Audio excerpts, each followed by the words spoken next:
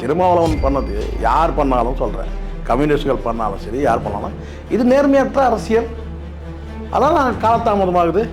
இப்போ புரியுதுங்களா? உங்களையெல்லாம் நம்பி நீங்கள்லாம் வந்து ஒரு பெரிய நம்பிக்கைக்குரிய தலைவனும் உங்கள் மேலாம் நம்பிக்கை வச்சு கடைசியில் நீங்கள் என்ன செய்கிறீங்க? மொத்தமாக ஆளுக்கு ஒரு குரூப்பை சேர்த்துக்கிறீங்க, அதை கொண்டு போய் வித்துடுறீங்க. உன்னை நம்பி தானே ஓட்டு போட்டேன், நீ சொன்னதெல்லாம் கேட்டு நான் உண்மையை நம்பி தானே ஓட்டு போட்டேன். ஆனால் இப்போ நீ வந்து என்ன செய்ற, வந்து யாருக்கு நீ ஓட்டு போடாதன்னு சொன்னியோ அவங்ககிட்டயே நீ போய் வந்து இணைஞ்சிடுறிய, சேர்ந்துடுறிய அப்படின்னு நம்ம அப்பா அம்மா தாத்தா யாரும் கேள்வியே கேட்கல. ஊழலற்ற ஆட்சினா நீங்க கோப்புகள் எதுவும் தேங்க கூடாதுல்ல. முதல் அனுமதி கோப்பே வந்து தேங்கி நிக்குது. கம்யூனிஸ்ட்கள் ஒன்னு டக்கு டக்குன்னு கொடுத்துட்டு போயிட்டாங்கல்ல. எது அப்போ உங்களுக்கே அந்த ஒரு 24 மணி நேரம் தேவைப்படுது. இப்போ நீங்கள் என்ன வந்து பணம் வாங்கிட்டு சப்போர்ட் பண்ணுறாங்கன்னு கேட்குறீங்க. உங்கள் முகம் தெரியுது, அதை கேட்குறீங்கன்னு தெரியுது. ஆனால் நான் அப்படி சொல்லலை.